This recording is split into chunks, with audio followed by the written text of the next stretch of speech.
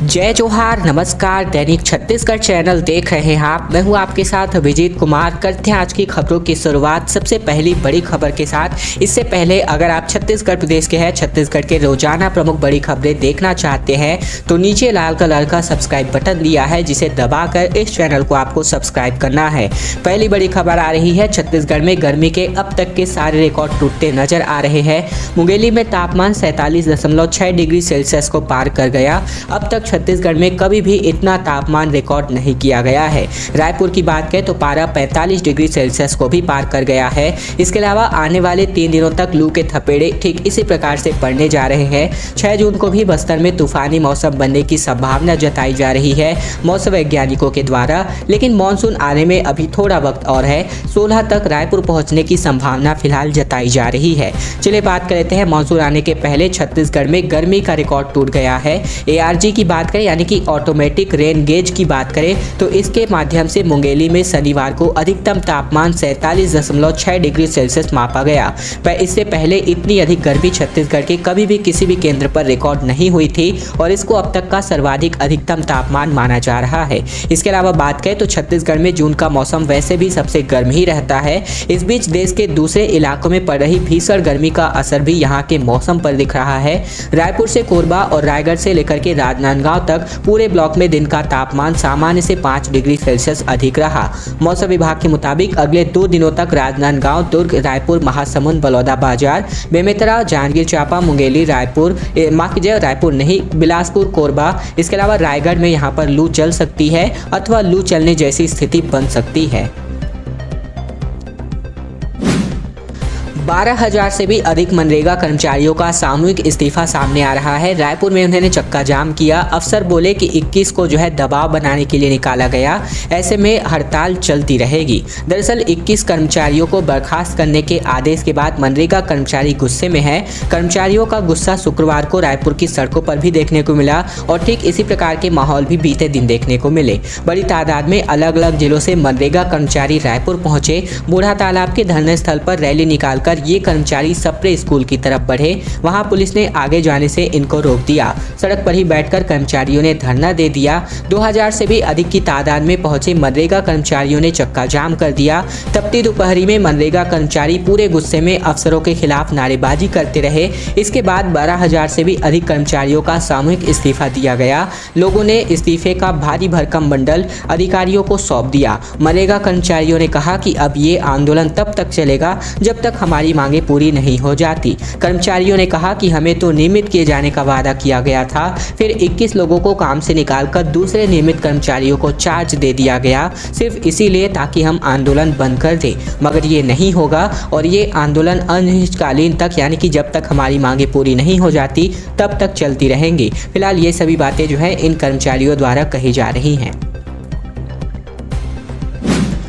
कोड़गांव में मुख्यमंत्री भूपेश बघेल के विकास का पटारा खुला, जहां पर अंतागढ़ में ADM ASP की पदस्थापना होगी। खुलेंगे स्कूल और अस्पताल, बनेंगी सड़कें, कहा केंद्र नहीं भेज रही है खाद। छत्तीसगढ़ के मुख्यमंत्री भूपेश बघेल भेंट मुलाकात कार्यक्रम के तहत अंबागढ़ विधानसभा के कोड़गांव पहुंचे। मुख्यमंत्री ने यहां अपनी जनचौपाल लगाई, इलाके के लोगों से रूबरू हुए। यहां पर मुख्यमंत्री ने सौगातों का पिटारा खोला।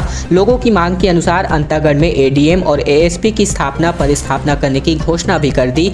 इसके साथ ही स्कूल, अस्पताल से लेकर के सड़क, पुल पुलिया बनाने की भी घोषणा करी गई। साथ ही नक्सल प्रभावित इलाके के ग्रामीणों से मुख्यमंत्री ने बातचीत भी की, समस्याओं का निराकरण करने का भरोसा दिलाया है। कोड़गांव पहुंचते ही मुख्यमंत्री ने सबसे पहले अंतागढ़ परगना के सिपाही माने जाने वाले टोंगराज बाबा के मंदिर के नए स्वरूप का स्थानीय जनता को लोकार्पित किया।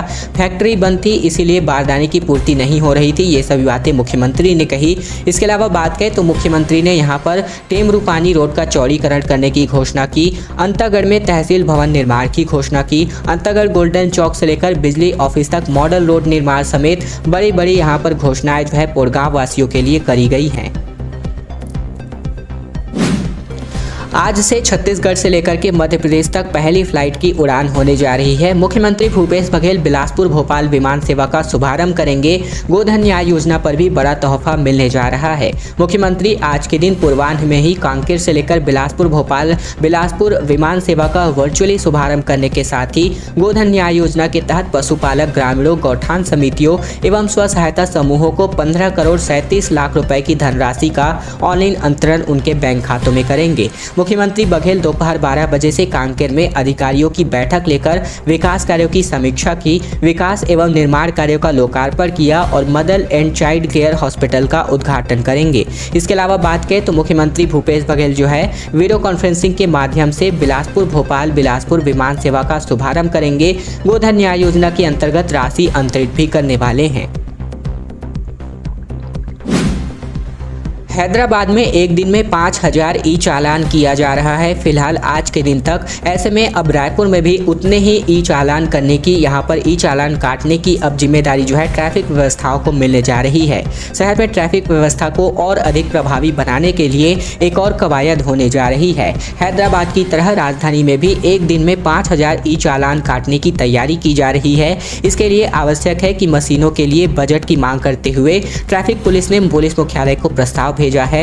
हैदराबाद में रोज 5000 ई चालान काटे जाते हैं, जबकि रायपुर में केवल 100 ई चालान कट रहा है। उल्लेखनीय है कि यहाँ भी रोज 5000 से अधिक लोग ट्रैफिक नियमों का उल्लंघन करते हैं। जितने लोग ट्रैफिक नियम तोड़ते हैं उतनी कार्यवाही यहाँ पर नहीं हो पा रही है।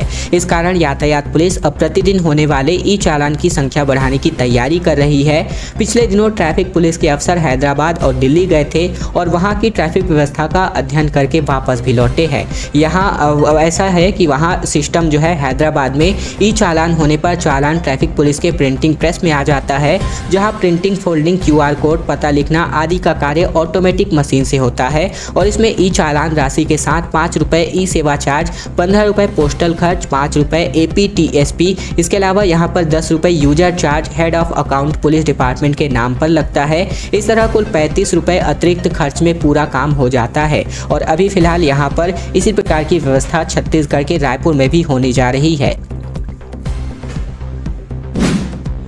ओडिशा में लैंडस्लाइड हुआ, जिसकी वजह से छत्तीसगढ़ विशाखापट्टनम रूट बंद हो गया। बस्तर से आंध्र प्रदेश को यह मार्ग जोड़ता है। शाम तक खुलने की संभावना थी, लेकिन सिमलीगुड़ा अरकू विशाखापट्टनम रूट को डाइवर्ट किया जा रहा है। छत्तीसगढ़ से विशाखापट्टनम जाने वाले सड़क मार्ग पर ओडिशा के कोरापुट में लैंडस्लाइड हो गया, जिसके चलते छत्तीसगढ़ ओडिशा विशाखापट्टनम मार्ग बाधित है। ओडिशा प्रशासन ने मलबा हटाने का काम शुरू कर दिया है, जो दिन भर तक चलेगा। कोरापुट के कलेक्टर ने बस्तर कलेक्टर को इसकी जानकारी दी ताकि स्थानीय प्रशासन इस मार्ग से गुजरने वालों को मार्ग बंद होने की सूचना दे सके। बताया जा रहा है कि तेज बारिश होने की वजह से यह लैंडस्लाइड हुआ है। दरअसल यह सड़क मार्ग बस्तर को सीधे ओडिशा होते हुए आंध्र प्रदेश के लिए जोड़ता है। ज्यादातर लोग यहीं से विशाखापट्टनम के लिए आवाजाही करते हैं। रोजाना कई यात्री बसें भी इस रूट पर चलाई जाती हैं। ज्यादातर लोग मेडिकल कामों की वजह से इसी मार्ग से विशाखापट्टनम का सफर करते हैं। ऐसे में सड़क मार्ग बाधित होने की वजह से इस मार्ग का दिन भर आवाजाही ठप हो गया। अनुमान लगाया जा रहा है कि शाम तक या फिर सुबह तक मलबा हटा लेगा तो यह मार्ग प्रशस्त हो जाएगा। हसदेव अरण्य को बचाने के लिए आम आदमी पार्टी का कैंडल मार्च सामने आ रहा है। पर्यावरण दिवस पर 90 विधायकों को भेंट करेंगे पौधे, पूछेंगे सवाल और जंगल बचाने के क्या क्या उपाय किए गए। दरअसल विश्व पर्यावरण दिवस के अवसर पर आम आदमी पार्टी ने अनोखा प्रदर्शन करने का ऐलान किया है। विरोध के दौरान आम आदमी पार्टी के पदाधिकारी और कार्यकर्ता प्रदेश के 90 विधायकों को पौधा भेंट करेंगे और उनसे जंगल बचाने को लेकर के किए गए प्रयासों पर सवाल करेंगे। इस दौरान उनसे यह भी पूछा जाएगा कि साल 2019 से हसदेव अरण्य को बचाने के लिए ग्रामीण विरोध प्रदर्शन कर रहे हैं, इसके बाद भी खनन की अनुमति कैसे दी गई है। इसके अलावा पार्टी के पदाधिकारी और कार्यकर्ता सभी जिला मुख्यालय में काटे गए पेड़ों के विरोध में कैंडल मार्च भी निकालेंगे। आम आदमी पार्टी के प्रदेश अध्यक्ष कोमल हुपेंडी के मुताबिक हसदेव अरण्य में पेड़ों की कटाई के विरोध में आज के दिन विश्व पर्यावरण दिवस से आम आदमी पार्टी सभी 90 विधायकों के पास जाएंगे और इस दौरान प्रदेश के पर्यावरण की सुरक्षा के संकल्प के साथ प्रत्येक विधायकों को पौधा भेंट करेंगे। 30 जून तक अपना आधार कार्ड पैन कार्ड से लिंक कर ले, वरना दोगुना पेनल्टी चार्ज आपके माध्यम से लगेगा। दरअसल पैन से आधार को लिंक करने की अंतिम तारीख को लेकर के कई बार संशोधन किया जा चुका है। केंद्र सरकार ने पैन कार्ड को आधार नंबर से लिंक करने की समय सीमा 31 मार्च 2023 तक बढ़ा दी है, जबकि पहले की समय सीमा इस साल 31 मार्च 2022 तक की थी। हालांकि इस साल 1 अप्रैल से जिन करदाताओं ने अभी तक अपना पैन कार्ड आधार कार्ड से लिंक नहीं किया है, उन्हें जुर्माना भरना होगा। इसका सीधा मतलब यह है कि अगर आपके पास अपना पैन को आधार से लिंक करने जाते हैं तो आपको चार्ज देना होगा। वही 31 मार्च 2023 के बाद से आपका आधार पैन से अगर लिंक नहीं हो पाता है तो आपको और भी अधिक चार्जेस देने पड़ सकते हैं। केंद्रीय प्रत्यक्ष कर बोर्ड यानी कि CBDT की ओर से एक सर्कुलर में कहा गया है कि 30 जून तक अपने पैन कार्ड को आधार कार्ड से जोड़ ले, वरना करदाताओं को 500 रुपये का एक्स्ट्रा चार्ज देना होगा। लेकिन इसके बाद भी अगर पैन कार्ड को आधार कार्ड से लिंक नहीं करते हैं तो 1 जुलाई से 1000 रुपये का एक्स्ट्रा चार्जेस इसके लिए आपको देना होगा। केंद्रीय मंत्री स्मृति ईरानी ने मीडिया से बनाई दूरी, रिजिजू महंगाई का सवाल सुनकर के बोले बाद में बात करते हैं। दरअसल ये दोनों मंत्री यहां पर छत्तीसगढ़ पहुंचे हुए हैं दौरे पर। केंद्रीय मंत्री पहुंची उपरवारा के आंगनबाड़ी केंद्र में। जैसा कि आप सभी वीडियो के माध्यम से देख रहे हैं, केंद्रीय महिला एवं बाल विकास मंत्री स्मृति ईरानी, केंद्रीय कानून मंत्री किरण रिजिजू रायपुर पहुंचे हुए हैं। मीडिया से बातचीत करने पर इन्होंने जो है मना कर दिया। इसके अलावा ये सुबह दोनों जो है दिल्ली से रायपुर आए हुए थे। एयरपोर्ट पर मीडिया से दोनों केंद्रीय मंत्रियों ने बातचीत करना चाहती थी, मगर दोनों से ही बातचीत करते नजर आए। ऐसे में ये जो नेता है ये यहाँ पर भाजपा और अपने विभाग से लोगों से मुलाकात करने पहुंचे हैं। एयरपोर्ट पर पहुंचते ही स्मृति ईरानी ने जब बाहर मीडिया को देखा तो फौरन अपनी गाड़ी में बैठ गई और तय कार्यक्रम के लिए रवाना हो गई। किरण रिजिजू मीडिया के आग्रह पर बात करने आए और कहा कि केंद्र की मोदी सरकार के 8 साल बेहद शानदार रहे हैं और देश में ऐसा ऐतिहासिक काम हुआ है। जैसे ही मीडिया ने महंगाई पर सवाल पूछा, रिजिजू कहा बाद में बात करते हैं, यह कहकर वो भी निकल गए। इसके अलावा बात करें तो स्मृति ईरानी जो है उपरवारा के आंगनबाड़ी केंद्र गई, यहाँ पर बच्चों और महिलाओं के बीच कुछ वक्त बिताया और केंद्रीय योजनाओं की जानकारी भी ली।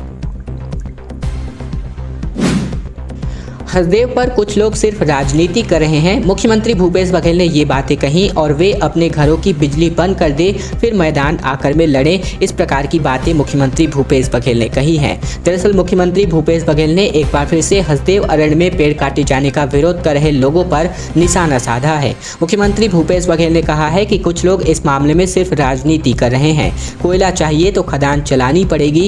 इस साल यहाँ 8000 पेड़ काटे जाएंगे, लेकिन कुछ लोग 8 लाख पेड़ काटने का हल्ला कर रहे हैं। उन्होंने कहा कि जितने पेड़ कटेंगे उतने यहाँ लगेंगे भी, वहीं जितनी जरूरत होगी उतना ही कोयला दिया जाएगा। मुख्यमंत्री ने कहा कि जो लोग विरोध कर रहे हैं वे अपने घर से बिजली की बंद कर दे और AC, कूलर, पंखा, फ्रिज सब बंद कर दे और फिर मैदान आकर के लड़े। दरअसल मुख्यमंत्री भूपेश बघेल ने भेंट मुलाकात कार्यक्रम के तहत 6 जून तक कांकेर जिले में ही रहेंगे और शनिवार को उन्होंने भानु प्रतापपुर में प्रेस वार्ता ली। मुख्यमंत्री ने कहा कि बस्तर में बेहद परिवर्तन दिख रहा है। जल, जंगल, जमीन आदिवासियों को वापस दिलाने का कार्य हुआ है। हमारे पूर्वजों ने एक समृद्ध छत्तीसगढ़ की कल्पना की थी और हम उसे साकार करने का प्रयास कर रहे हैं। ये बातें मुख्यमंत्री भूपेश बघेल ने कही। इसके अलावा 282 करोड़ के विकास कार्यों का भूमि पूजन और लोकार्पण किया गया। दरअसल भानु प्रतापपुर में 282 करोड़ 40 लाख रुपए के 410 विकास कार्यों का लोकार्पण एवं भूमि पूजन किया गया है। इसमें सिर्फ भानु प्रतापपुर विधानसभा क्षेत्र को मुख्यमंत्री ने 39 करोड़ 75 लाख रुपए की राशि के 106 विकास कार्यों की सौगात दी है। खैर दोस्तों, आज की खबरों का सिलसिला बस यहीं तक का था। वीडियो पसंद आए तो नीचे लाइक बटन है जिसे दबाकर इस वीडियो को आपको बहुत ही छोटा सा लाइक करना है। नीचे लाल कलर का सब्सक्राइब बटन भी दिया है जिसे दबाकर इस चैनल को आपको सब्सक्राइब करना है, ताकि प्रतिदिन की महत्वपूर्ण खबरें, छत्तीसगढ़ के समाचार बिना किसी रुकावट रोजाना हम आप तक पहुंचा सके। तो चैनल को सब्सक्राइब करने का बहुत ही छोटा सा काम आप लोगों को जरूर से कर लेना है।